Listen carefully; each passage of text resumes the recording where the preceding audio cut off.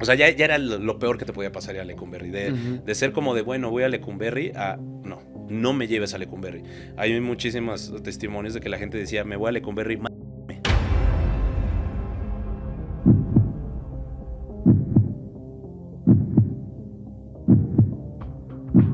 No importa la época en la que los haya cometido, sembró el terror, entonces no había justificación para perdonar a una persona de estas. Cadena perpetua le hubieran dado. Sí. Es más, si hubiera habido pena capital, perdón, también. Te dice que Felipe Espinosa, que vivía en Nuevo México, llegan a su casa paramilitares estadounidenses o militares estadounidenses y llegan a asesinar a toda su familia. Yo te pondría un reto. Si hoy se te pidiera escribir la historia del crimen en México, ¿cómo empezarías a narrar esta historia que ha sido por demás trágica de los últimos, ¿qué te gusta? ¿20, 30 años? Él llevaba un diario, hacía cartas en las cuales pues confiesa sus crímenes. De hecho hay una, no recuerdo muy bien quién es, pero una de sus víctimas dice que me arrepiento de haberla asesinado, ella no se lo merecía. Desde tu perspectiva histórica, social, ¿qué tanto crees que el crimen que hoy vemos en las calles, que hoy vemos reflejado en la sociedad, es parte de las malas decisiones o buenas decisiones tomadas en el pasado?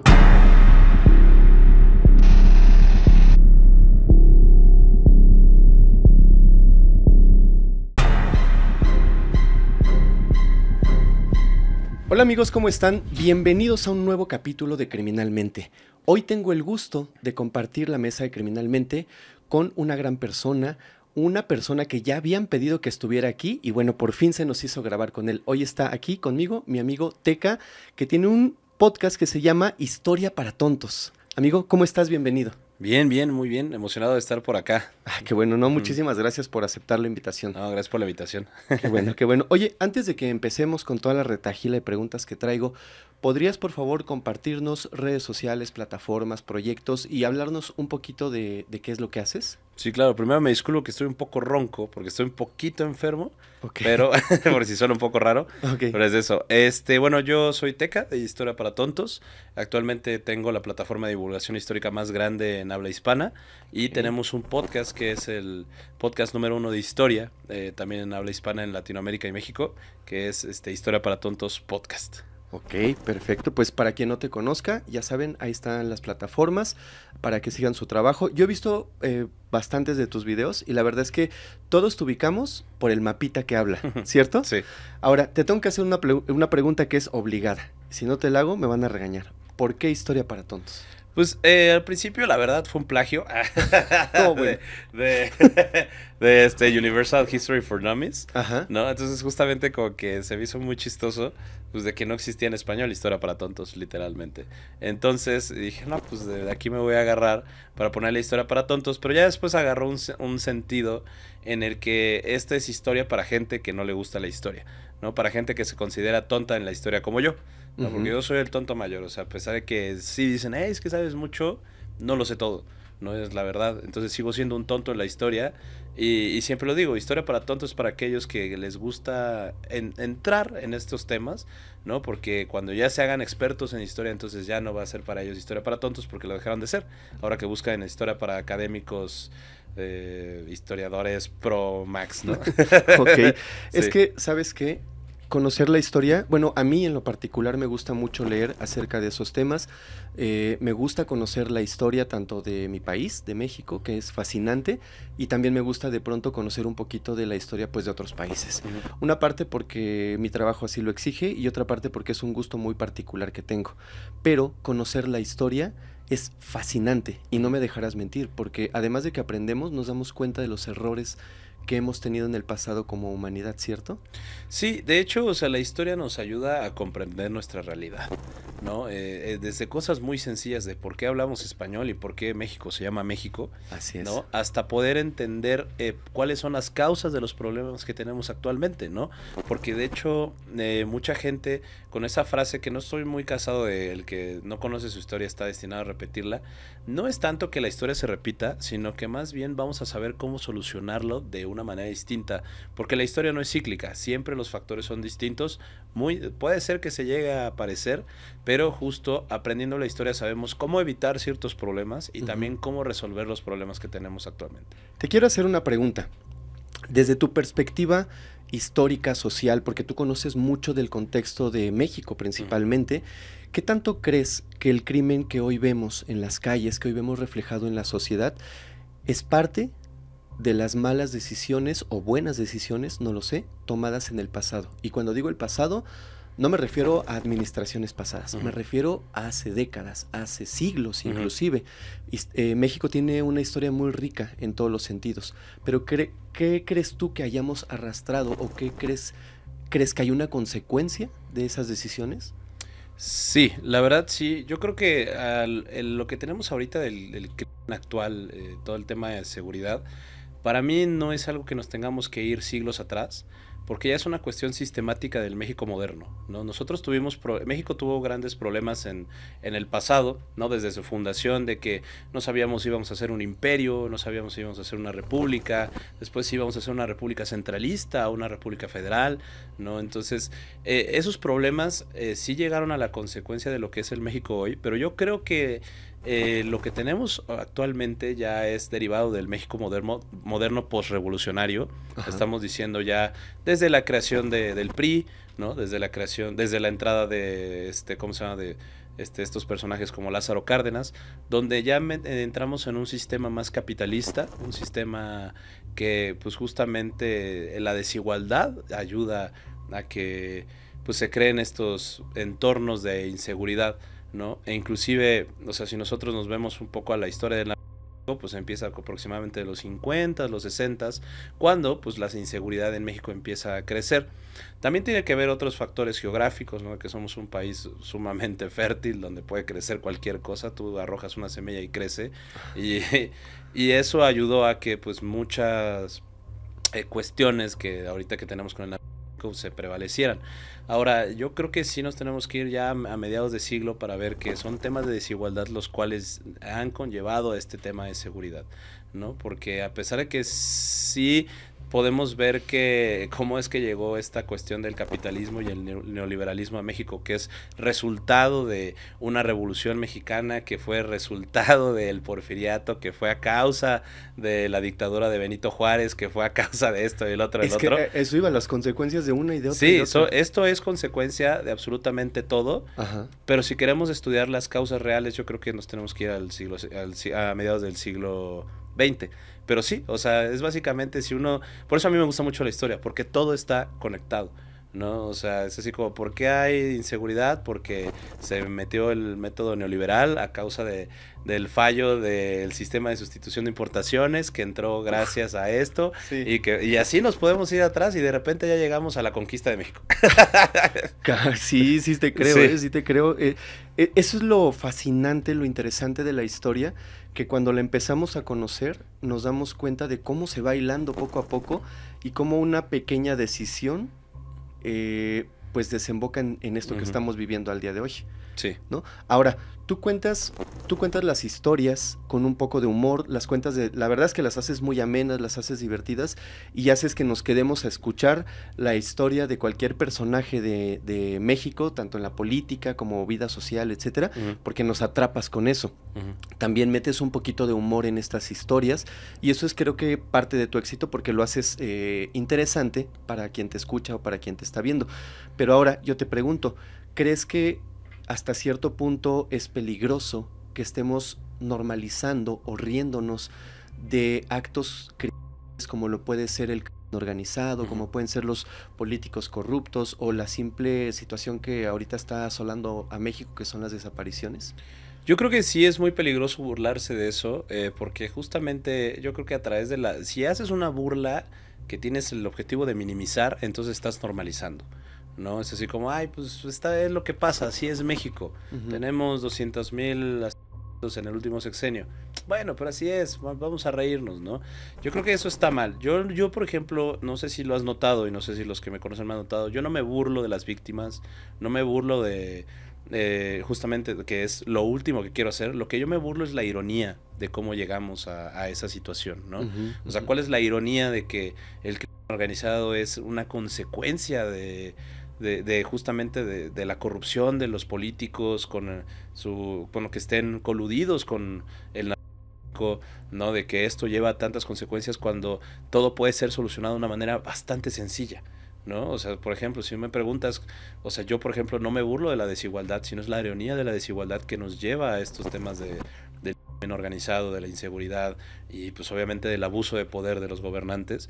Entonces yo manejo un humor que decir como es tan tonto, o sea, que lo que está sucediendo, Ajá. ¿no? Que, o sea, tiene una solución bastante sencilla. Pero, o sea, yo me burlo de esa ironía de que no nos damos cuenta de que es muy tonta, de que por la acción de una persona Ujú. se puede todo ir muy, o sea, muy lejano o puede hacerse terrible. Sí, y lo cuentas de una manera muy buena, ¿eh? O sea, de Ujú, verdad, la pregunta iba enfocada a que si no creías que en algún momento esto se saliera de control ujú, y, bueno, pasara a otro ámbito. Sin embargo, lo que tú haces a mí me gusta mucho, o sea, está ujú, muy padre como desde la perspectiva en que tomas los casos que cuentas, las historias, cómo te vas a lo largo de la historia para alcanzar a comprender los alcances y los inicios de los problemas. Eso es lo que yo me refería, está muy ujú. padre. Ahora, te quiero hacer una pregunta. En muchos episodios de Historia para Tontos has contado historias de guerras, de levantamientos históricos, de traiciones, o sea, cosas así muy bien interesantes. Yo te pondría un reto. Si hoy se te pidiera escribir la historia del crimen en México, ¿qué título le pondrías y cómo empezarías a narrar esta historia que ha sido por demás trágica de los últimos, ¿qué te gusta? ¿20, 30 Ujú. años?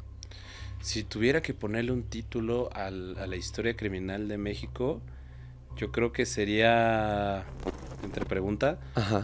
México el país de oportunidad. ¿Sí? ¿Por qué? Porque pues básicamente somos un país de tantas oportunidades que a veces mucha gente abusa de ellas, ¿no?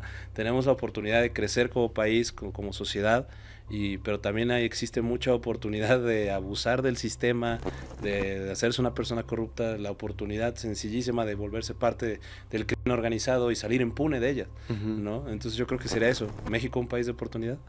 Sí, Más eso. bien centrado en los agresores, ¿no? Sí, sería más bien como que centrado en los Ajá, agresores como y la consecuencia de ellos.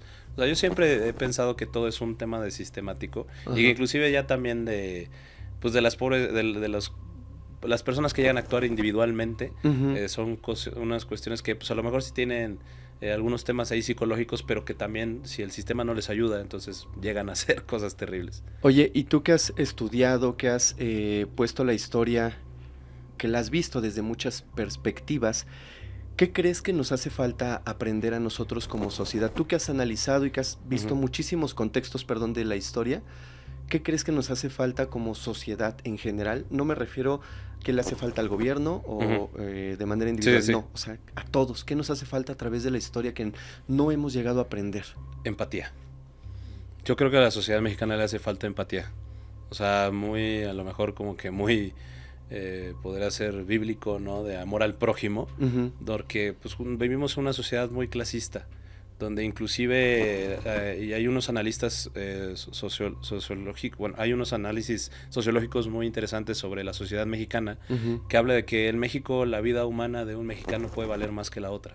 ¿No? Dependiendo de tu clase social, dependiendo de tu nivel educativo, Y de tu está color de mal, tez, ¿no? Y está muy está mal. muy mal porque al mexicano yo creo que le hace mucha falta empatía de decir como de, oye, pues es que, ¿por qué esta persona se unió al crimen organizado? Dice, bueno, es que si eres empático con su situación actual de desigualdad, de falta de oportunidad, te das a dar cuenta que pues muchas personas prefieren unirse a este tipo de organizaciones criminales porque no tienen otro tipo de sustento o porque la sociedad no les da el alcance de tener una mejor educación, un mejor ingreso económico, ¿no? Entonces preferimos estigmatizarlo y Ujú. decir, ¿sabes qué? Pues esta persona lo decidió y tomó esa decisión. Entonces no eres empático con él. ¿Por qué? Porque no estás viendo más allá. Yo creo que al mexicano nos hace falta mucho estudiar la sociología de nuestro propio país para saber que, pues, cómo es que una persona llega a tomar ese tipo de decisiones, porque a veces no son decisiones fáciles. Ujú. ¿No? Hay películas, por ejemplo, como El Infierno, ¿no? Como La Dictadura Perfecta, donde justamente muestran mucho de cómo el mexicano, pues, aprovecha la falta de oportunidades para poder abusar del mexicano, pero también el propio sistema te puede llevar a ciertas pues a ciertas acciones o a ciertos vínculos, ¿no? Los cuales pues porque simplemente no tienes de otra. Entonces hay muchos mexicanos que dicen, pues es que ¿sabes qué? Se lo merecía. ¿Por qué? Porque estaba en malos pasos, pero ¿por qué llegó ahí? Claro. ¿No? Creo que no somos empáticos con el otro. Y es así como, bueno, pues es que pues es gente del campo y la gente del campo no sabe otra cosa, pero la gente de la ciudad a lo mejor sí, ¿no? Pero también en la ciudad existe grandes índices de pobreza, ¿no? Y que dices, pues esa persona chacalona que la va en las miches, seguramente se lo ganó, ¿no? Pero ¿qué llevó a esa persona que se dedica a crimen organizado, se dedica a asaltar, a hacerlo, ¿no? Creo que, dicen, es que se lo merece. Es que se lo buscó. Sí, Entonces, pero no vemos no vemos lo el que está por qué. atrás. Ajá. No somos empáticos con nosotros mismos. Entonces yo creo que eso es lo que hace falta a la sociedad mexicana. Oye, ¿y tú que has estudiado y has visto la historia de otros países con respecto a no solo a su cultura, sino también a sus problemas, cómo ves a México con respecto a cualquier país de Latinoamérica, Centroamérica, etcétera? O sea, ¿dónde nos ves en este momento, justo en esa parte del crimen organizado? Yo creo que sí nos veo como el país más peligroso del mundo. O sea, es totalmente irreal que aquí hayan nacido más periodistas en México que en guerras como en Ucrania o en Gaza. No es irreal que 9 de las ciudades más peligrosas del mundo estén en México, ¿no? Cuando nosotros no estamos en guerra, no tenemos un genocidio, no tenemos nada, o sea, es simplemente que organizado. Pero también hay que comprender que justo tenemos sistemas distintos, ¿no? O sea, y tenemos una población enorme en un territorio enorme con problemas totalmente distintos que inclusive la orientación geográfica no nos ayuda, ¿no? De Porfirio Díaz lo decía mucho, ¿no? De pobre de México tan cerca, tan lejano de Dios y tan cerca de Estados Unidos. Ahorita tenemos ese sentido, ¿no? Porque pues ¿quién es el principal consumidor de drogas en el mundo? Es Estados Unidos, ¿no? Y entonces es por eso que toda la droga pasa por aquí y se va a Estados Unidos, lo cual a nosotros nos genera un problema que viene ya de temas geográficos, ¿no? Porque pues nos dan el ejemplo de, no, es que en Colombia ya a finales de 90 pudieron controlar el tema del crimen organizado, ¿no? Es que en El Salvador, ¿no? Por ejemplo, que es un... O sea, es un tema enorme. Es un tema enorme, ¿no? Que pues, dices, es que Nayib Bukele lo está haciendo muy bien, pero El Salvador es del tamaño de Tabasco. Entonces... Sí, fíjate que justo esa era mi segunda, bueno, mi siguiente pregunta. ¿Cómo veías este modelo de Bukele con respecto a cómo trató a los delincuentes de su país? ¿Cuál es el trato que se les da en prisión que se me hace que es brutal, ¿no? De hecho, creo que hasta se metieron ahí derechos humanos y todo.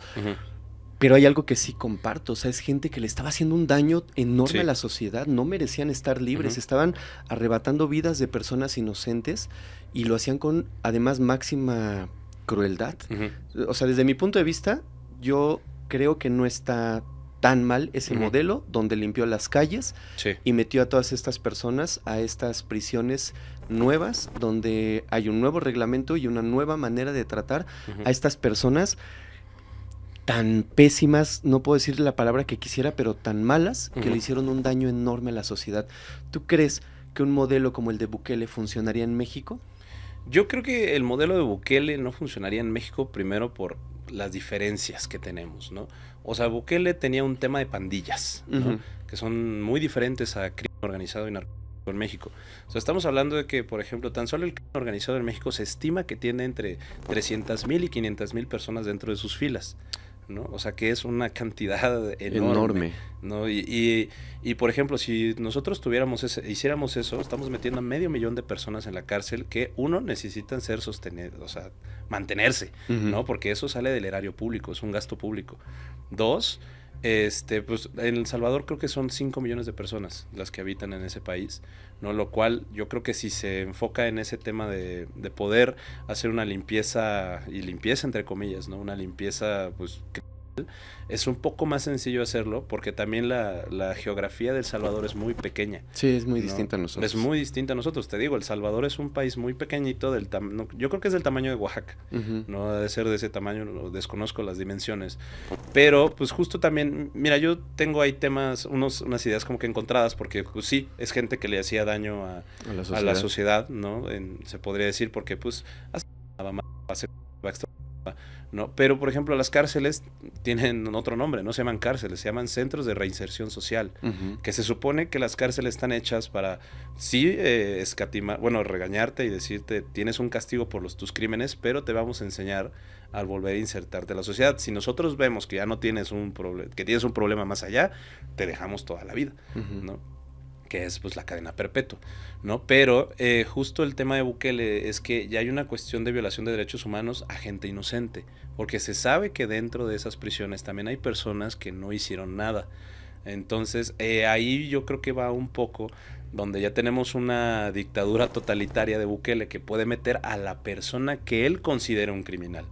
Y eso ya es un tema de dictadura, ¿no? Por eso le dicen el dictador millennial, ¿no? Porque pues el vato ya se religió y está haciendo absolutamente lo que quiera e inclusive está importando reos, ¿no? Ya está diciendo... ¿Cómo que importando reos? Ya Estados Unidos ya se están poniendo de acuerdo para mandar reos que no quiere Estados Unidos para meterlos ahí a las cárceles.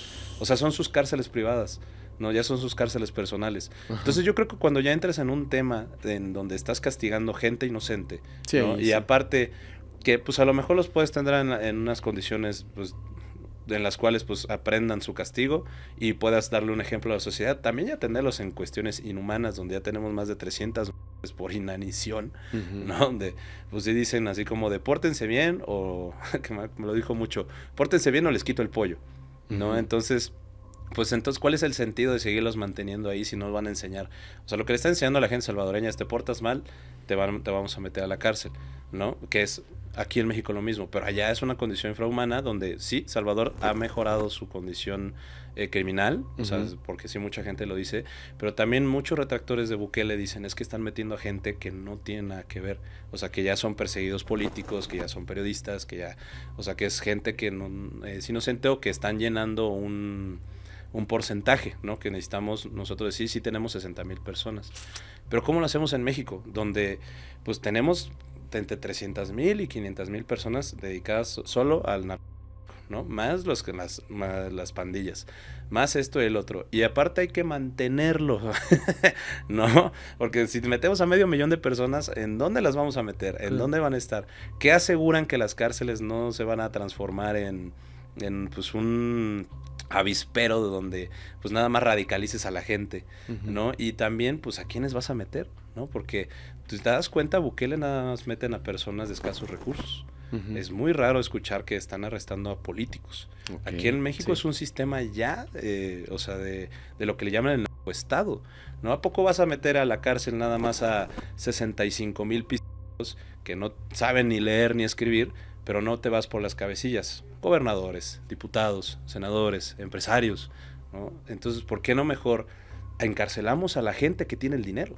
En vez de estar encarcelando a la gente que pues está recibiendo un pago por ellos, ¿no? Porque, o sea, yo no sé qué empresas estén metidas dentro del crimen organizado, pero se sabe que pues manejan el aguacate, manejan el tomate, manejan la pesca, manejan las minas, los talamontes, ¿no? Todo está vinculado. ¿Por qué no nos vamos mejor en vez de arrestar a 500,000 pelados que se reciben solo un salario? Porque por eso dicen que el es el ejemplo extremo del capitalismo, ¿no? ¿Por qué no mejor encerramos a los grandes empresarios que están coludidos con el crimen organizado? Si les cortas el dinero, se acaba todo, ¿no? Entonces mejor encerremos a 1,000 empresarios que tienen todo el dinero que a los 500,000 pelados que lo están recibiendo. Wow. Pues sí tienes toda la razón. Suena muy complejo, suena muy complicado, pero sí, hay muchos puntos. Yo, al igual que tú, sí tengo unos pros y unos contras acerca de esta política que tomó Bukele en su país. Pero sí, no todo puede ser bueno. Sí, es un tema muy complejo. O sea, así sí estoy de acuerdo en ciertas cosas, pero también hay otras que justamente intento ser empático porque son temas ya más sociales. Sí. Ahora, si yo te preguntara, Teca, tú que has analizado la historia a través del tiempo, que conoces mucho de historia, ¿qué personaje histórico mexicano se te viene a la mente cuando piensas en un criminal justificado por el pueblo? Pues así que se me venga a la mente como de un criminal que socialmente puede estar justificado. Digo, no creo que ni algún crimen esté justificado, pero que se ganó popularidad, que digan como de, bueno, está bien, ¿no? Ajá. Yo creo que es Felipe Espinosa, ¿no? Felipe Espinosa. Felipe Espinosa fue un pelado que al parecer nació en Veracruz, Ajá. ¿no? Arriba Veracruz, pero vivía en Nuevo México durante la época de la Guerra México-Estadounidense. Okay. Estamos hablando de 1846 aproximadamente, ¿no?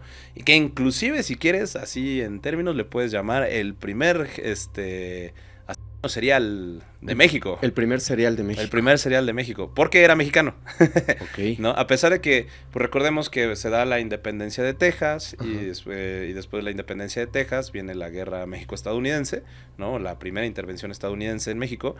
Pues resulta que en esos territorios de Nuevo México, Arizona, Texas, California, se permitió mucho el ingreso de mucho anglosajón, debido a que pues, Antonio López de Santana y otros presidentes querían que esa zona se ocupara, ¿no? Para poder justificar pues esos territorios. Esos territorios en ese entonces eran más como territorios indígenas, ya que eran dominados básicamente por los nómadas indígenas del sur de Estados Unidos y del norte de México. Entonces empezaron a establecer ciertas ciudades para poder seguir incentivando el comercio y todo, ¿no? Pero para poder hacer esto, Santana permitió la entrada de muchos gringos, ¿no? Que todavía no se le decían gringos, pero bueno. Entonces, cuando se da la independencia de Texas, se da la guerra México-estadounidense, se firman los tratados de Guadalupe Hidalgo en 1848 y se cede el 52% del territorio, pues la comunidad mexicana empieza a disminuir, ¿no? Porque se empiezan a dar muchas migraciones gringas. Entonces los anglosajones empezaron a ser mayoría, ¿no? Que antes, pues los mexicanos eran la mayoría allá, empiezan a haber estos cambios. Y resulta que se dice que Felipe Espinosa, que vivía en Nuevo México, pues llegan a su casa paramilitares estadounidenses o militares estadounidenses y llegan a asesinar a toda su familia, ¿no? Literalmente, o sea, nada más por mexicanos. Asesinan a todos excepto a él y a su hermano, ¿no? Asesinan a 6 miembros de su familia, incluyendo su hija y su esposa, a las cuales dice la historia, dicen algunas crónicas, abusan sexualmente de ellas y posteriormente las matan enfrente de él. Uy, por lo que Felipe Espinosa sobrevive al ataque junto a su hermano y toma cartas en el asunto, diciendo, ¿sabes qué? Entonces generé un odio genuino contra los gringos, los voy a todos los blancos. Literalmente. Dijo, yo voy a matar a cualquier blanco que me encuentre, y se estima que asesinó aproximadamente a 32 personas, a varios principalmente, pero yo no sé mucho de este tipo de crímenes, ¿no? Seriales, pero sé que ellos dejan como una marca para que sepan que fueron ellos. Sí. Entonces se sabe que su primera víctima le sacó el corazón, ¿no? Entonces tras matarlos, los visceraba, ¿no? O sea, entonces así estas 32 personas, pues las mataba y les sacaba las tripas, les sacaba el corazón. Ya las crónicas dicen que se los comía, eso no se sabe nada. Pero él y su hermano crearon esta pandilla de dos que se dedicaban a únicamente matar gringos, hombres, mujeres y niños, a quien se le cruzara, pero que fueran güeros, en represalia a lo que le hicieron su familia. De hecho, hay una historia que no está pues, del todo acertada, o no se sabe si es cierta, porque se sabe que Felipe Espinosa no sabía ni leer ni escribir, pero se dice que le mandó una carta al gobernador de Nuevo México diciéndole que iba a matar a 100 gringos por cada integrante de su familia muerta. Es decir, que su objetivo era matar a 600 gringos. ¿Lo logró? No, nada más mató 32. Okay. Y después, cuando lo empiezan a perseguir, porque ya empezó a aterrorizar a la gente de Nuevo México, Arizona, inclusive hasta Texas, entonces el gobernador pues contrata a los famosos bounty hunters, ¿no? A los cazarrecompensas para perseguirlo. Entonces Felipe Espinosa le vuelve a escribir una carta diciéndole que lo indulte o va a matar a 500 gringos más. ¿No? O sea, su objetivo era matar a 1600 gringos, ¿no? En venganza de lo de su familia. Y pues resulta que pues, lo mandan a cazar. Finalmente sí lo encuentran. Se sabe que tuvieron un enfrentamiento los cazarrecompensas con Felipe y su hermano, y finalmente son asesinados, mueren en el enfrentamiento, y el cazarrecompensa le corta las manos, creo que lo dejan para poder mostrarle al gobernador que pues ya finalmente fue. pero debido al contexto social de ese entonces, de que pues apenas esos territorios estaban convirtiéndose en territorios estadounidenses. O sea, todavía se sentían nuestros. Sí, todavía, pues tenía 1 año o 2 años de que se habían robado, literalmente. Uh-huh. Entonces, pues obviamente la comunidad mexicana de ese entonces dijo, este vato hizo lo correcto, hizo patria, literalmente, ¿no? Uh-huh. Pero, pues obviamente el cuate estaba matando gente inocente. Totalmente. ¿No? O sea, como, ok, te hubieras vengado de los soldados, hubiera sido, creo que, otro tipo de historia, ¿no? Del mexicano o de un John Wick, básicamente, ¿no? Ajá. Mexican John Wick, ¿no? Pero de mediados del siglo XIX. Pero este vato lo que hizo, pues, era básicamente aterrorizar a todo el estado mediante asesinatos y, pues, destruyéndolos literalmente. Entonces, ahí como que hay... Sí entiendo la parte donde lo convierten en un héroe por el contexto social que se estaba viviendo y porque en ese momento creo que México o los mexicanos se sentían robados, ¿no? Sí. O sea, sentían que les habían quitado pues literalmente la mitad del país. Uh-huh. Entonces entiendo el contexto social, por lo cual creo entonces lo volvieron un héroe por haber quitado la vida de los enemigos, por llamarlo así, pero estaba tomando vidas que no tenían absolutamente nada que ver, ni con habernos quitado Texas, uh-huh, ni tampoco con la tragedia de su familia, o sea, no tenía nada que ver. Sí, justamente, entonces por eso se considera el primer serial mexicano, al menos registrado. Sí, al menos, sí, porque si ya te vas a la historia más moderna, por decirlo de alguna manera, ahí encuentras personajes súper turbios. Sí, claro. De hecho, hay una historia que creo que tú la debes de conocer mucho mejor que yo. Una de las primeras, creo que, no sé si estoy mal al decirlo así, pero una de las primeras prisiones o cárceles en México que tuvieron un impacto muy fuerte en la sociedad y en la cual metieron a muchísima gente que algunos eran culpables, otros eran inocentes, y pasó casi algo igual con el tema de la clínica La Castañeda, uh-huh, que entraba ya prácticamente cualquier persona, aunque estuviera o no estuviera, uh-huh, enferma. Creo que es el mismo caso de Lecumberri, ¿no? Sí, y la cárcel de Lecumberri o el Palacio Negro, la neta es súper interesante. Yo creo que si a la gente le gusta este tema de los crímenes mexicanos, uh-huh, tienen que estudiar sí o sí lo que es el Palacio Negro, la cárcel de Lecumberri. Más o menos me acuerdo, tengo un programa dedicado exclusivo a la cárcel, uh-huh, pero la cárcel de Lecumberri fue encargada por Porfirio Díaz en el año de 1900. ¿No? Se le llama el Palacio Negro porque a pesar de que sí estaba hecho como de granito gris, uh-huh, la cárcel pues fue tomando un color negro debido a que posteriormente fue un lugar de aguas negras, uh-huh, ¿no? Ese lugar donde está la cárcel de Lecumberri, que hoy es La Lagunilla, uh-huh, ¿no? Que, ¿Es La Lagunilla? Sí, está muy cerca de La Lagunilla. Está ubicada ahí por Congreso de la Unión, ¿no? Sí. No, sí. Está más cerca de Tepito. Bueno, está sí, como, ¿no?, por esa zona. Está el Colonia, ¿no?, Morelos, creo. Sí, es la Colonia Morelos. Ajá. Sí, y que de hecho está muy interesante porque la cárcel de Lecumberri está construido donde en épocas prehispánicas y virreinales. En épocas prehispánicas era un lugar donde pues eran puros pantanos, era, uh-huh, una zona fangosa. Y de hecho lo podemos ver todavía porque la cárcel está hundida, me parece que 2 metros. O sea, mucha gente... No sé si has ido al que ahorita es el Archivo General de la Nación. He pasado por fuera, pero la verdad es que no he entrado. No sé, si ustedes van a la cárcel de Lecumberri, tienes que bajar como unas 10 escaleras, 12 escaleras. ¿Que no estaban? Que no estaban. No, es que el palacio se está hundiendo. Ajá. No, literalmente porque está sobre unas ciénegas que en la época prehispánica era el lugar donde vivían básicamente gente muy pobre y gente que se dedicaba a cosas malas dentro de la ciudad de Tenochtitlan y la zona de Tacuba, ajá, ¿no? Pero también en la época virreinal se convirtió en un lugar donde se vendía lo que hoy conocemos como fayuca, ¿no? Ajá. Se vendían cosas chafas, eran mercados donde igual pues vivían en extrema pobreza, a ajá, pesar de que el mercado de La Lagunilla, que está muy cerca, era un mercado muy importante en la época. Y Tepito, por ejemplo, muchos no lo saben, pero también se volvió, o sea, fueron de los últimos bastiones donde se defendieron los mexicas de la conquista. O sea, fue como que pasaron de Tlatelolco y unos dicen que se fueron a Tepito y que ahí fue donde entregaron a Cuauhtémoc. ¿En Tepito? En Tepito, y por eso los españoles los marginaron. O sea, fue como de, sí, aquí van a vivir los últimos indígenas mexicas, ¿no? Los marginados de todos. Por eso esa zona históricamente es muy conflictiva, ¿no? Y también se decidió poner ahí la cárcel de Lecumberri porque pues, estaba lejos, Ajá. porque se podía tener un mayor control del lugar.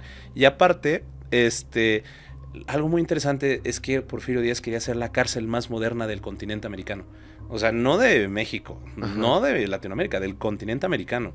Mandó a traer así a un super arquitecto especialista en cárceles, ¿no? Donde hizo un diseño muy interesante en forma, pues como circular, Ajá. donde la principal torre iba a estar enfrente, donde las celdas iban a estar divididas de tal manera que desde la torre podías ver absolutamente todas las celdas, ¿no? O era un control total 24/7, que es panóptico. Ajá. Es un diseño totalmente panóptico y ahí podías tener vigilancia. La cárcel fue hecha para 800 reos masculinos, 180 mujeres y me parece que 300 menores de edad. Pero tenía justamente la finalidad de lo que te dije, ¿no?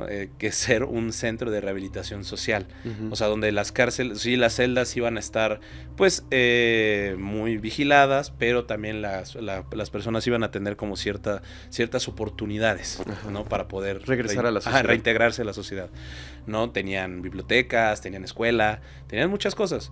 Pero obviamente la cárcel empezó a deteriorarse como todas las cárceles, ¿no? Porque pues conforme... porque aparte se construyó, porque no se sabías, pero antes las cárceles eran conventos, eran escuelas o el municipio. Entonces sí, Porfirio Díaz dijo, ocupo un lugar donde meter a todos mis enemigos políticos para poder ejemplificar, ¿no? De que te portas mal contra el porfiriato, te vas aquí adentro. Eso no lo sabía. A ver, tengo una duda. Ajá. Dices que eran, antes las cárceles eran escuelas, eran conventos. O sea, llegaban, expropiaban y Ajá, lo convertían. Sí, lo convertían. Por Ajá. ejemplo, lo puedes ver en muchísimos palacios municipales. El Palacio de Cortés, que está en Cuernavaca, que es Ajá. actualmente el Palacio Municipal, era una cárcel. Ahí estuvo Morelos encarcelado. Me parece que también la casa de Cortés de Coyoacán, Ajá. también alguna vez fue cárcel. Muchos exconventos, sobre todo en la época con Benito Juárez, Uh-huh. ¿no? De las guerras de reforma y la reinstauración de la República y también el Segundo Imperio Mexicano, los exconventos o las presidencias municipales que conocemos hoy eran cárceles. Entonces no había un orden. Inclusive escuelas que llegaban a ser abandonadas, que decían como pues ya esta escuela se abandonó, la hacían cárcel. Entonces no había un orden en sí. Cuando se construye Lecumberri se está haciendo ya el primer orden penitenciario mexicano, ¿no? O sea, así como ya tenemos una estructura, un lugar. Se podría decir que es la primer cárcel mexicana. La primera Bien cárcel moderna. Estructurada. Ajá, es la primera cárcel moderna. Hecha con ese fin. Ajá, hecha con ese fin, justamente. Okay. ¿Qué pasa? Pues viene la Revolución Mexicana, empiezan a encerrar a muchísimos políticos, de repente pues ya viene viene la instauración del México moderno, ¿no? Con el maximato, ya viene con la expropiación petrolera, yo le llamo el proceso de institucionalización de México, donde ya creamos instituciones fuertes para evitar que otra vez tengamos guerras civiles, pero viene las guerras cristeras, ¿no? Vienen todos estos problemas donde pues a todos los presos políticos los mandan a Lecumberri y empieza a hacerse un lugar horrible. O sea, pasó de ser la mejor cárcel de toda América, de todo el continente, ni Estados Unidos, ni Canadá, ni nadie tenía ese tipo de sistema penitenciario. Era ejemplificar. O sea, así como quieren hacer una buena cárcel donde la gente aprenda a no hacerse malo o a la gente aprenda a no estar en contra del gobierno, Lecumberri. Pero obviamente, pues empezó a descuidarse, empezaron a hacerse otras cárceles, ¿no? La Lecumberri empieza a perder la importancia, ¿no? Entonces empieza a volverse un lugar terrible, ¿no? Donde, pues, inclusive a Madero y a Pino Suárez los mataron afuera de Lecumberri, los asesinaron tras la decena trágica, los arrestan, y hay una historia bien triste, que es la narración de Madero, donde pues lo arresta y le dicen, no, lo vamos a enseñar, le dicen, señor presidente, usted va a ser encerrado en Lecumberri y para no tener ningún tipo de problema con los presos políticos, lo vamos a meter por la puerta de atrás, por lo cual Madero contesta, no hay puerta de atrás. Dios. Sí, y los asesinan a sangre fría con una pistola a Madero y a Pino Suárez No afuerita manches, de no sabía Lecumberri. ese dato. Sí, está bien feo, pobrecito. Está horrible, sí. Sí, imagínate, así de, no, no hay puerta de atrás. Ya sabía lo que venía. Ya sabía que lo iban Ujú. ¿no? Y pues ahí tenemos más presos. Conforme va avanzando, sobre todo, pues ya ahí empiezan a meter a líderes sindicales. Te digo que metieron a líderes cristeros, metieron a líderes, bueno, a cabecillas de la revolución, ¿no? Inclusive en los movimientos del 68, a los líderes ¿De estudiantiles. verdad? ¿Ahí los metieron? A todos. Ajá. Entonces pasó a ser una cárcel de que nada más tenía la capacidad máxima de albergar a 800 personas a 3.500 personas. No, pues. Ahora, sin infraestructura. O sea, 300%. no estamos hablando de que hicieron más paneles, ¿no? O que hicieron más torres. No. O sea, era construir arriba sobre el otro y meter a todos donde cupieras. Hay unas fotos terribles de justamente cómo ya tenían inclusive celdas al aire libre, ¿no? De que ¿Cómo? arriba, en el techo. Ah, ok. O sea, así de como, pues, ¿qué hacemos? No, pues no hay feria para hacer más paneles. Así como si fuera tu suegro, construye arriba. Y ponían celdas al aire libre donde la gente dormía al aire libre, hacía del baño en su misma celda. Los castigos eran peores. Obviamente se vuelven un infierno, literal, donde pues hay castigos físicos, hay muertes clandestinas, ¿no? Se vuelve el principal centro de. O sea, ya era lo peor que te podía pasar ir a Lecumberri. Ujú. De ser como de, bueno, voy a Lecumberri a, no me lleves a Lecumberri. Hay muchísimos testimonios de que la gente decía, me voy a Lecumberri, mame. O sea, yo no ¿Tanto quiero, así? sí, o sea, yo no quiero estar ahí, Ujú. ¿no? Entonces, pues, o sea, el castigo era tal, o sea, ya de ir a Lecumberri, porque aparte, esa zona de la Ciudad de México se convirtió en desagüe del drenaje, entonces había enfermedades terribles, olía feo, el palacio se hace negro justamente por esto, o sea, por las aguas negras Ah, es por eso de ahí el nombre del Palacio del Negro. Palacio Negro. Yo porque- pensé que era por la oscuridad que albergaba por todos estos actos No, crueles. no, es el Palacio Negro porque la piedra se oscureció del lodo, de las aguas negras, de las malas condiciones. Guau. O sea, de por sí el palacio es como grisáceo por Sí. el tipo de piedra, la parte de abajo es totalmente negra, ¿no? Entonces, que obviamente se hace de este color para infundir miedo dentro de los reos, pero pues se le llama eso, el Palacio Negro, por el color que adquiere posteriormente. Ajá. Y luego aunado de que se hunde, hubo temas estructurales, o sea, fue un tema gigantesco, la verdad, Lecumberri hasta que es cerrada, ¿no? Ajá. Por lo mismo de la brutalidad que existían, o sea, te digo que mucha gente desapareció durante los movimientos estudiantiles del 68, a muchísima gente la desaparecieron tanto en Lecumberri como en el campo Marte, ¿no? Y en el campo militar Ajá. de México. Pero sí, hay mucha gente que los busca. Y pues si me dices que aquí encarcelaban ahí, pues antes nada más era como que ladrones, secuestradores, extorsionadores, pero ya después criminales de alto perfil, perseguidos políticos, y pues ahora sí que a cualquiera que se le ocurriera. Sí, enemigos al del gobierno, ¿no? Sí, totalmente. Y pues el Lecumberri fue tan importante, pues que hubo muchos personajes encerrados ahí, ¿no? Como pues Pancho Villa Ajá. estuvo en Lecumberri, pues te digo que ahí asesinaron a Madero y a Pino Suárez, ¿no? Un dato curioso es que la Juanga estuvo en Lecumberri, Juan Gabriel. Siqueiros, sí, Juan Gabriel estuvo en Lecumberri. ¿Por? Creo que por evasión fiscal, Ok. debía mucho dinero y pues estuvo ahí, dicen que ahí escribió muchas canciones. Siqueiros estuvo ahí, el asesino de León Trotsky, ahorita que no me acuerdo cómo se llama, también estuvo en Lecumberri, o sea, y pues también muchísimos, pues ya como que, ¿cómo se llama? Pues criminales en serie, ¿no? O sea, pero sí hubo entonces gente de alto perfil ahí, ¿no? Sí. Desde un perfil político hasta artistas. Sí, todo. Siqueiros, dices. O sea, ¿no? la tenemos muy cercano, pues la Juanga estuvo ahí, Sí. ¿no? Estuvo ahí encerrado. O sea, que podemos ver de que el Lecumberri sí tuvo una importancia durante casi un siglo. Y ahorita es el Archivo General de la Nación. ¿Por qué deciden quitarla? O bueno, suspenderla como... Porque era terrible, o sea, era tan, o sea, no sé si, creo que pasó apenas de igual de una cárcel aquí en México, ¿no? De que ya era totalmente, la corrupción era muy alta, las desapariciones, o sea, el crimen estaba peor adentro que afuera, Sí. que dijeron, ya no es factible, ¿no? Justamente Lecumberri ya no es, ¿Y esos presos?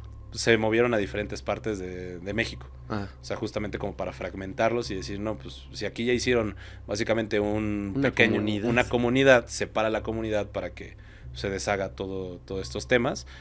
queda en abandono el palacio un tiempo y después el gobierno lo recupera para hacer el Archivo General de la Nación, ¿Qué es hoy? que es actualmente. No manches, Sí. está súper interesante. Sí, por eso hay muchos Yo no temas. conocía la historia, de Sí, Lecumberri. y por eso hay como que mucho de que hay fantasmas y no sé qué. Pues no lo dudes. Sí, No lo dudes. sí, porque aparte hay catacumbas así de que luego hicieron ilegales, donde pues eran las celdas de Pues castigo. ¿no? imagínate simplemente qué energía queda después de que cuánta gente perdió la vida ahí y no la perdieron de una manera, pues digamos por una enfermedad o natural, ¿no? Sino Ujú. la perdieron pues a causa de los malos tratos, de cómo era llevada su vida dentro de esa prisión.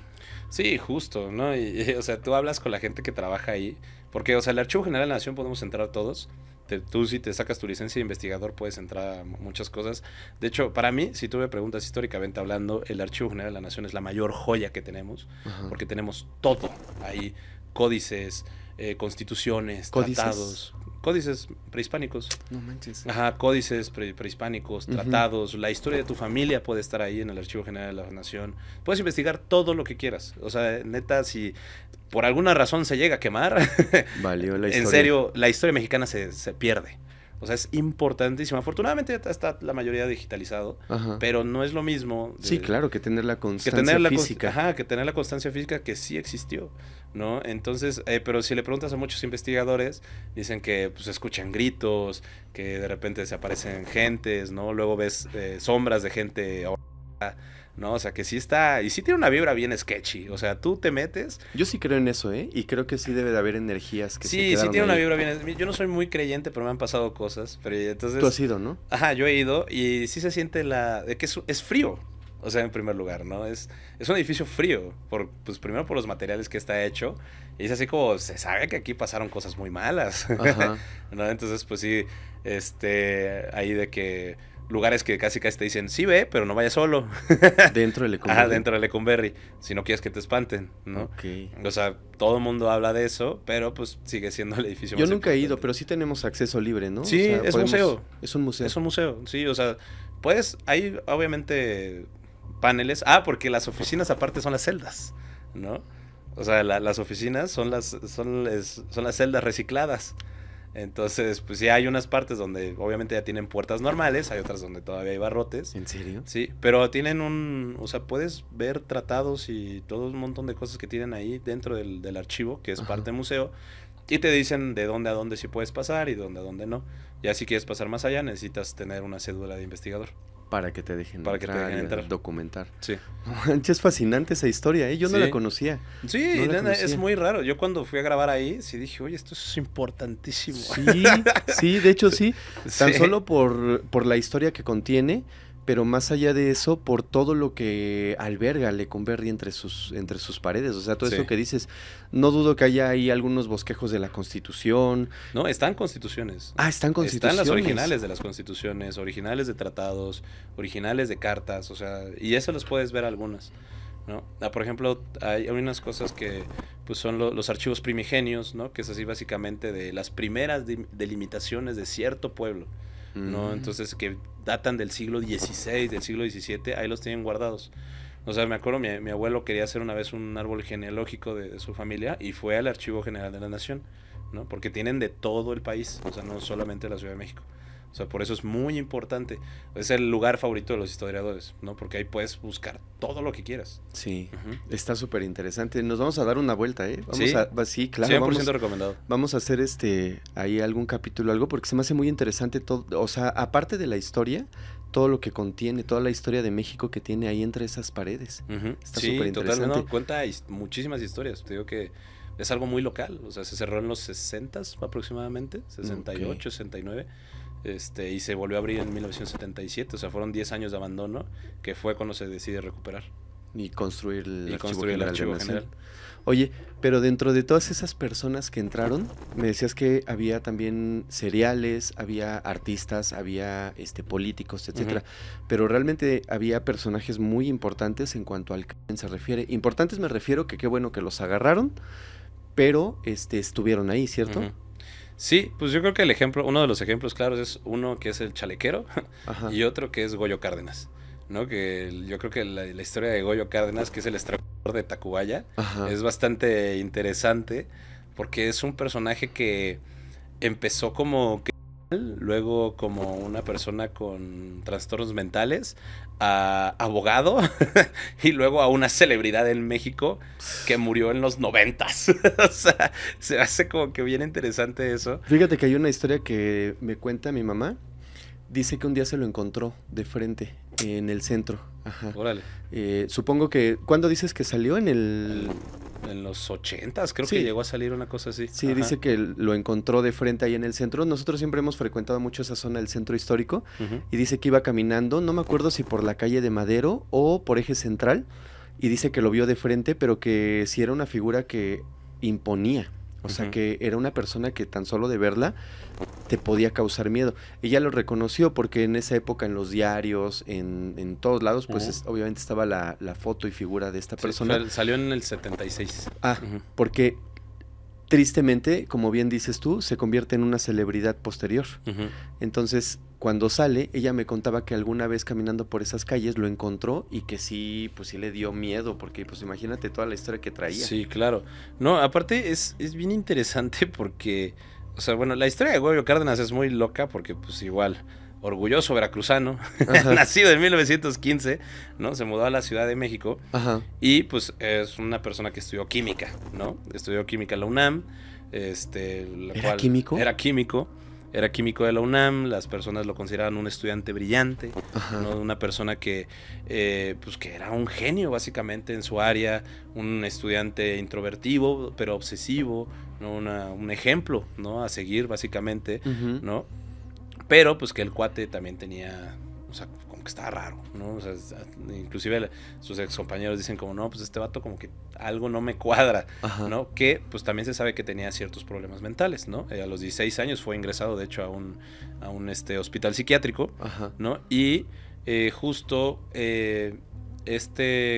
Goyo Cárdenas tenía como este perfil muy usual de los criminales seriales, de la tendencia de dañar animales, ¿no? De asesinar a gatos, perros, ardillas, ¿no? De que pues no sentía dolor, o sea, era como para ver qué. Ujú. Y bueno, se sabe que su primera víctima fue aproximadamente a los 27 años, ¿no? Donde asesinó a 4 mujeres en un periodo de 15 días, ¿no? De las cuales las extrañaba. Por 4 eso, mujeres en 15 días. 4 mujeres en 15 días. De hecho, tenemos los nombres, Ajá. que fue María de los Ángeles González, Rosa Reyes, Raquel Martínez y Graciela Arias Ramos, Ajá. ¿no? Donde pues se dicen que eran trabajadoras sexuales o pues mujeres inocentes que estaban en la conurbación del centro de México, ¿no? Y en Tacubaya. Es cierto que las llevaba a su casa, que era casa de Sí. su madre y ahí les quitaba la vida, ¿no? Sí, justo, porque él vivía con su madre. Entonces, pues las llevaba ahí y ahí las extrañaba para pues seguir como que de a ver qué está pasando, ¿no? A ver Ajá. qué podemos hacer. Ajá. Pues de hecho es por esto de que vivía con su madre, es que se descubre, ¿no? Porque él llevaba un diario, hacía cartas en las cuales pues confiesa sus crímenes. De hecho hay una, no recuerdo muy bien quién es, pero una de sus víctimas dice que me arrepiento de haberla asesinado, ella no se lo merecía, ¿no? Entonces pues su madre como que ve que hay comportamientos raros de Gregorio Cárdenas. Ujú. Y pues justo fue que le dice como de, oye, pues, ¿qué pasó, hijo? ¿No? Como que estás medio raro. Le confiesa los crímenes a la madre y posteriormente le confiesa los crímenes a las autoridades, ¿no? Básicamente se entrega. O sea, ¿no? él confiesa a las autoridades. Sí, él confiesa a las autoridades de que cometió estos asesinatos, Ajá. ¿no? En un periodo de 15 días y finalmente pues es detenido por la autoridad judicial y a los cuerpos los encontraron en su jardín. Bueno, el jardín de la casa de su mamá. No manches. Y ahora, esto es muy importante porque justo se convierte en una cuestión muy mediática, porque Ajá. era el primer asesino serial del México moderno, Exacto. ¿no? O sea, es Exacto. como esto no se había escuchado, al menos del que nosotros sepamos, Ajá. ¿no? Entonces, es por eso que los medios lo apodan el exterminador de Tacuba, Ujú. ¿no? Y es que crece muchísimo. No está esto de, oye, es que aquí no pasaba en México, lo comparan con otros crímenes de Estados Unidos, de Europa, ¿no? Donde decían, ¿qué le está pasando? Casi hay una descomposición de la sociedad donde ya tenemos este tipo de crímenes, Ujú. ¿no? y justo genera muchos debates sobre salud pública, ¿no? Porque pues, cuando se descubre que esta persona estuvo en una institución psiquiátrica y aún así causó este tipo de cosas, entonces dicen como entonces tenemos una falla dentro de la salud pública mexicana donde no estamos ayudando a los enfermos con trastornos mentales, ¿no? Entonces, y también genera otro tipo de debate tanto del sistema penitenciario como del sistema judicial. A este Goyo Cárdenas lo encierran en la Castañeda y posteriormente lo mueven a Lecumberri, okay. ¿no? O sea, primero trataron de atender su salud mental. Su salud mental, y cuando se dieron cuenta que no era por ahí. No era por ahí, sino que realmente era un criminal, entonces es cuando lo mueven a Lecumberri, ¿no? Donde pasa 34 años en prisión. Ahora, algo muy curioso, y de hecho por eso se vuelve muy famoso, es que te digo que se supone que las cárceles son instituciones de reinserción social. Los cerezos. Exacto. Pero, pues, Goyo Cárdenas sí lo hizo. O sea, era algo muy interesante porque el cuate durante sus 34 años en Lecumberri empieza a estudiarse a sí mismo, estudia psicología, estudia derecho, escribe libros, empieza a hacer publicaciones a raíz de su encierro en Lecumberri, ¿no? Se casa, se casó, tuvo hijos. Dentro de prisión. Y no solo eso, sino que empieza a dar terapias a los prisioneros para poder, porque se supone que el cuate aprendió y todo. Empieza a dar terapias dentro de los prisioneros. Y no solo eso, sino que también empieza a dar asesorías legales, ¿no? A los propios reos, ¿no? Entonces, Gregorio Cárdenas pasa de ser una persona con trastornos mentales que cometió 4 asesinatos a ser una celebridad y ser un ejemplo de de la reinserción social, ¿no? Qué pésimo, ¿no? Qué pésimo, sí. O sea, pero no toman en cuenta que unos años anteriores cuando se escapa de la Castañeda y se va a Oaxaca, se va a esconder a Oaxaca. ¿Se escapó de la Castañeda? Se escapó de la Castañeda y se va a Oaxaca. Ahí es cuando se dan cuenta que este cuate no tenía tantos problemas, sino que simplemente era un criminal. No se escapa de las Castañedas, se escapa 2 años a Oaxaca y lo vuelven a agarrar en Oaxaca y lo meten a Lecumberri. O sea, el cuate sí tenía mentalidad de malandro, que es la realidad. Y es que es lamentable, ¿no? Que le aplaudan o que le hayan felicitado a una persona, no importa cuántas carreras hizo dentro de prisión, no importa si se volvió psiquiatra, abogado, psicólogo, lo que tú quieras, o sea, los crímenes que cometió realmente fueron atroces. Sí. Y no importa la época en la que los haya cometido, sembró el terror y dejó familias con muchísimo dolor. Entonces no había justificación para perdonar a una persona de estas. De hecho, debería estar cadena perpetua le hubieran dado. Sí. Es más, si hubiera habido pena capital, perdón, también. Sí, y eso es algo muy interesante justo del sistema penitenciario, ¿no? O sea, porque se supone que sí el sistema penitenciario es la reinserción social, ¿no? Pero ¿hasta dónde debería de llegar esta reinserción social? O porque pues este cuate estaba diagnosticado clínicamente como una persona que tenía ciertos trastornos, ¿no? Y que cometió crímenes a raíz de un fallo sistemático, ¿no? Porque si fue como, pues el sistema de salud no está funcionando, ¿no? Se llegó a un extremo que el cuate comete crímenes, entonces lo vamos a encerrar. Pero también hay unos detractores de Goyo Cárdenas que dicen, ¿cómo no saben que este cuate nos está manipulando a todos? ¿No? ¿Cómo saben que cuate no cometió crímenes, que no sabemos? O sea, porque pues como se convierte en el ejemplo y se convierte en la celebridad, vende libros, ¿no? Hablando del mismo, no vende libros hablando del mismo, vende libros hablando de esta emancipación de una persona, ¿no? Donde pues una persona puede ser autosuficiente dentro del sistema porque ya eres una persona que pues puede regresar a la sociedad, a tal grado que el presidente Luis Echeverría en 1974, ¿sí te dije, no? En 1976, perdón, le dan un indulto presidencial.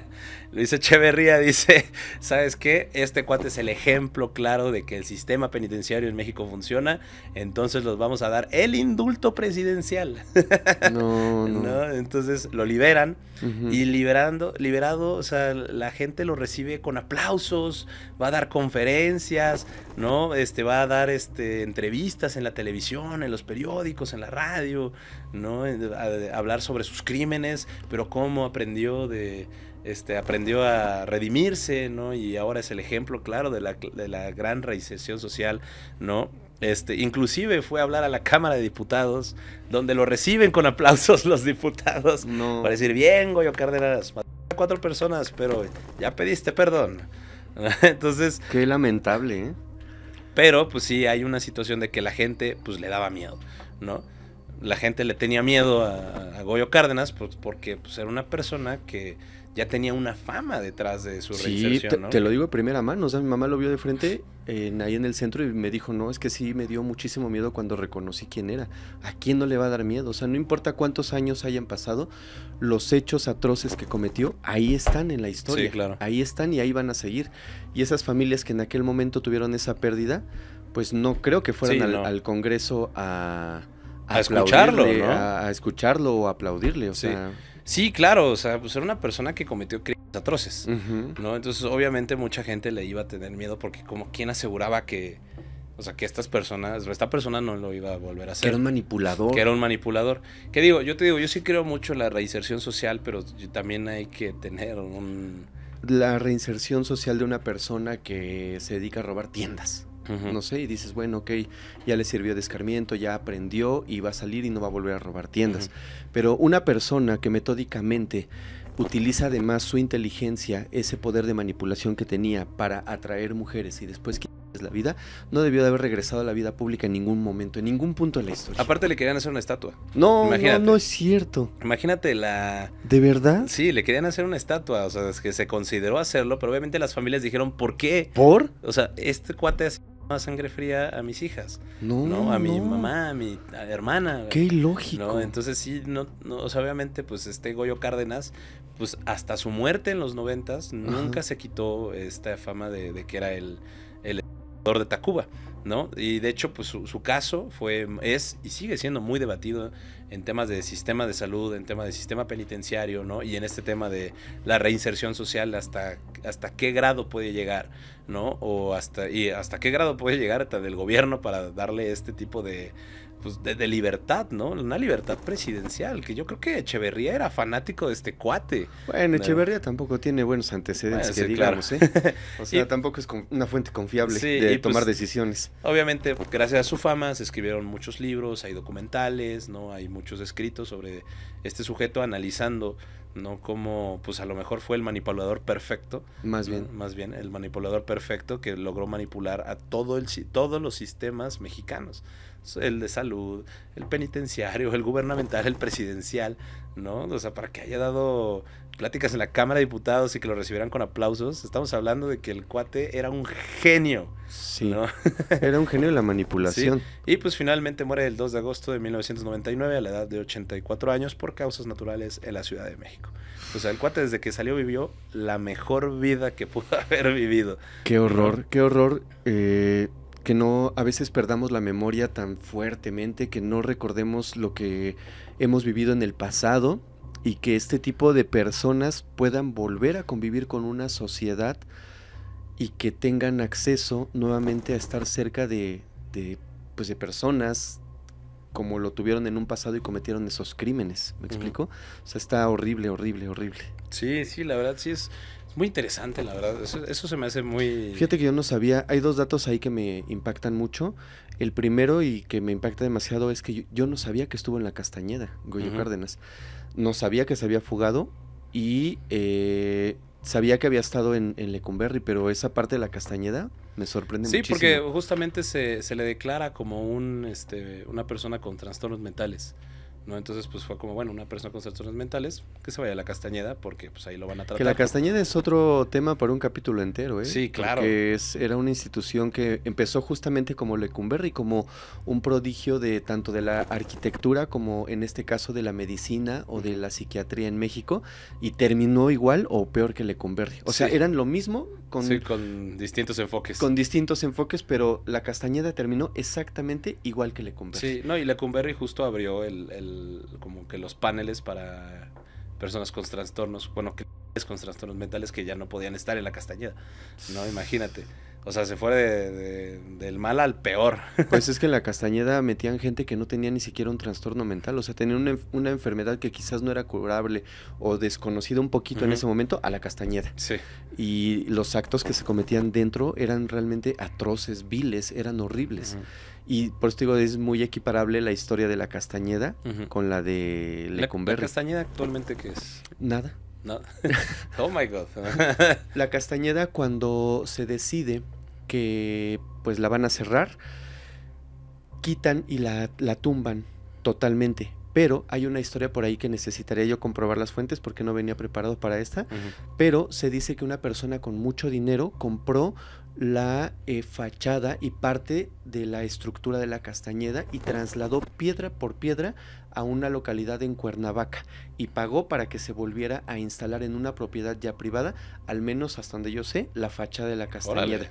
El día de hoy, los terrenos de la Castañeda están divididos, eran muy grandes. Hay un deportivo que es enorme, de hecho es una pequeñita reserva ahí ecológica, súper chiquitita, pero es un deportivo que está muy bonito, tiene alberca, tiene canchas de básquet, fútbol, etcétera, y para correr es una gran parte donde se dice que, porque yo he investigado esa parte, yo viví mucho tiempo muy cerquita de ahí. ¿En dónde está? Está en la colonia Merced Gómez, Ok. en Mixcoac, Barranca del Muerto, la Sí, sí, Unidad sí. Plateros y Periférico. Sí. Está el deportivo, a un ladito está la preparatoria 8, 8. que esa preparatoria, dentro de la preparatoria dicen que todavía hay una coladera que conserva el nombre del hospital psiquiátrico de la Castañeda. Órale.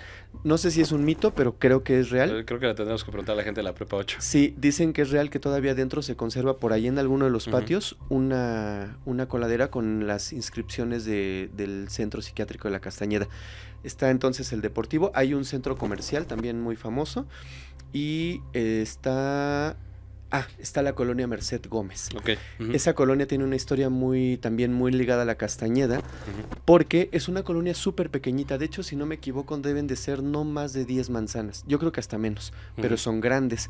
Se dice que cuando tumbaron la Castañeda, como no había dinero o no querían darle dinero a estas personas que trabajaron ahí, enfermeros, médicos, cuidadores, etcétera, les dijeron, ok, no tenemos para liquidarlos y pagarles. A cambio, les vamos a dar parte de los terrenos de la Castañeda. Entonces, hasta donde los mismos vecinos me contaron a mí, porque digo que yo vivía ahí un tiempo, me decían, es que esta casa, este terreno, se lo dieron a mi bisabuelo en algún momento que trabajó en la Castañeda, y con el paso de los años nosotros fuimos construyendo, y bueno, ahora ya hay edificios, casas, o sea, está bien súper mega urbanizado, obviamente. No sé si la quisieron desaparecer por completo. Sí, y le dieron parte de esos terrenos a estas personas que al día de hoy viven ahí y son familiares directos o indirectos de personas que trabajaron en la Castañeda, todos los que viven en Merced Gómez, o al menos algunos, porque pues ya han pasado las propiedades en venta de una mano a otra y ya hay gente que pues ya no tiene nada que ver con la Castañeda, porque compraron los terrenos tiempo después, pero todavía hay muchos vecinos que yo conozco que me contaban esas historias de que sus bisabuelos habían trabajado y les regalaron esa parte de los terrenos para que pudieran irse con un cierto pago. Órale, qué interesante. Sí, y existe todavía toda esa parte de ahí está. No lo había escuchado. Pero la historia es más grande. Sí, la historia claro, de la Castañeda, sí me imagino. lo que pasaba adentro, las lobotomías, Sí. esas curas extrañas que les daban, los abusos de todo tipo.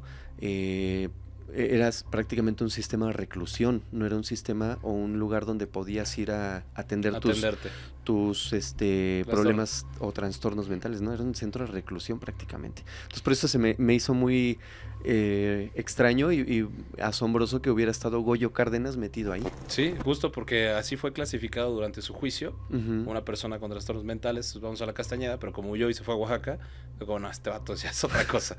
Así que a Lecumberri. A Lecumberri. No manches, pues qué historia, ¿te sí, qué historia? Sí, es muy interesante. Muchísimas gracias por habernos contado estas historias. La verdad es que no habíamos tenido una persona que se regresara en el tiempo y nos contara cosas del pasado con algunas repercusiones en el presente, y esperemos que no las haya en el futuro, pero muchísimas gracias por compartir esto que tanto te gusta hacer a ti, Sí, yo no, sé, por supuesto. que es rememorar la historia y contarla con tus propias palabras, que es lo No. interesante de tu podcast. No, claro que sí, aquí estamos para cuando quieran otro tema, lo pensamos y con mucho gusto lo platicamos. No, hombre, pues muchísimas gracias, gracias Teca, de verdad. Yo te agradezco que hayas estado aquí y antes de irnos, me gustaría, por favor, si tú quieres, nuevamente dar tus redes sociales, plataformas, y me gustaría que le explicaras un poquito a la gente ese estilo tan particular que tú tienes de contar en tu canal para que te vayan a ver. Por aquí vamos a poner una imagen, pero tienes un estilo súper particular. Me gustaría que le explicaras un poquito por qué y cómo lo tomas. Bueno, me pueden encontrar en todas las redes sociales como Historia para Tontos, en podcast Historia para Tontos Podcast.